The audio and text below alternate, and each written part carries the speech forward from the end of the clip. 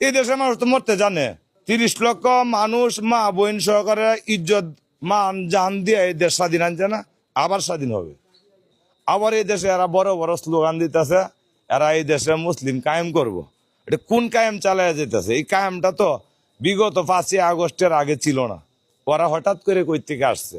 ওরা কি, এরা কোন দেশি?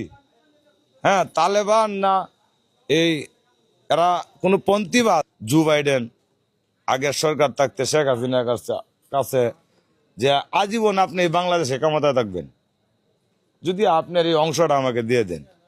শেখ হাসিনা বলছে যে আমি তো ক্ষমতায় থাকার জন্য এই দেশে না, এই দেশের জনগণের জন্য, এই দেশের জনগণের জন্য আমি থাকি, আমি আমার জায়গা দিয়ে আপনার আমি আজীবন ক্ষমতা থাকবো, এই ক্ষমতা আমি শেখ হাসিনা চাই না।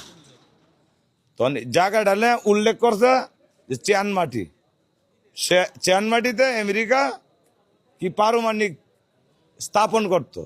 স্থাপন করলে তার আমেরিকার সুবিধা, এতে তো বাংলাদেশের শূন্য। এই স্বাধীনতা কোন হয়?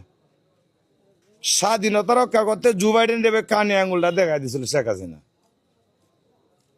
আল্লাহর রহমত আছে, আল্লাহর অশেষ রহমত আছে, তার প্রতি আল্লাহর সাহায্য আসিবিদা হায়াত আছে, ইন্ডিয়া আছে, দিল্লিতে বাচ্চা আছে, এটার ফসল অবশ্যই আসবে।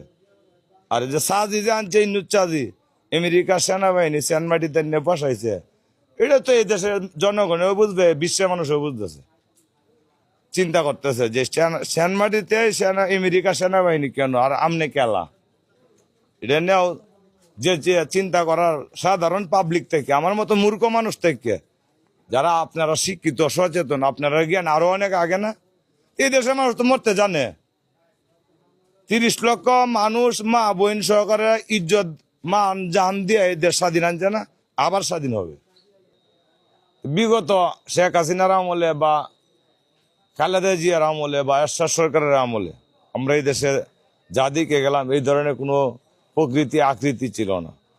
ওই বাহিনীটা যে কোন জায়গা থেকে চালু হইলো বা কোন জায়গা থেকে এই সরকার কি তারা দিতেছে, ওইটা আমাদের মেধায় ধরে না, আমাদের জ্ঞানে ধরে না, এটা দৃষ্টিভঙ্গিতে। এখন এই যে মাথার ভাঙতেছে, ওই যে নোরা পাগলারে পুড়িয়ে লাইছে। আমি একজন মুসলমান, আমি নামাজ পড়ি আর না পড়ি আল্লাহরে তো চিনি, বিশ্বাসী আমি আমার আল্লাহ।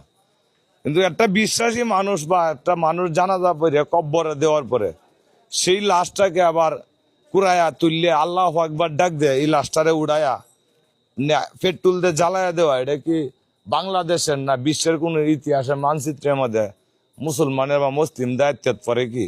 আবার এই দেশে এরা বড় বড় স্লোগান দিতেছে,